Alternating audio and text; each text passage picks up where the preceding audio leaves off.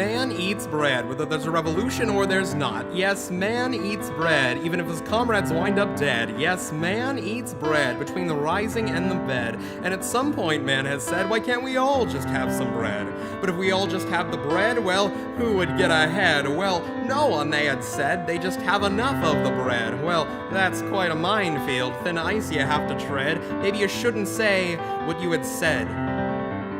Man just walked away, full from the lies he'd just been fed. And so man went back to nibbling on the bread, and crumb by crumb the thought just crumbled from his head. And man eats bread for a couple of more years, till there's no more bread but sparks a powdered keg of fears. And so they roll out instead a big old keg of beer, and man drinks deeply, 'cause the parts are all the same. He remembers that he's starving, but forgets his own darn name. Man eats bread, or at least he does so in his head, and he's worked for 90 hours, so it stands to reason he's be fed.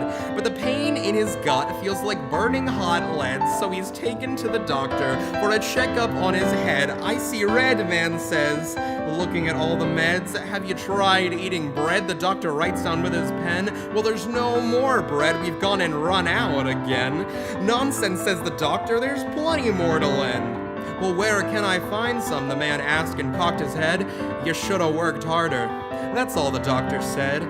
Man eats bread, only in his dreams, loafing all around and suppressing all of his screams. Local man eats bread, he reads a headline in a paper. That man ate bread with a starving next-door neighbor. Well, that's not right at all. His convictions start to waver, and man needs bread.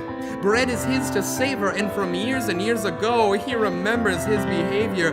The bread's not there, not an option on the table, so he speaks out loud as often as he is able, taking no excuses, making things unstable.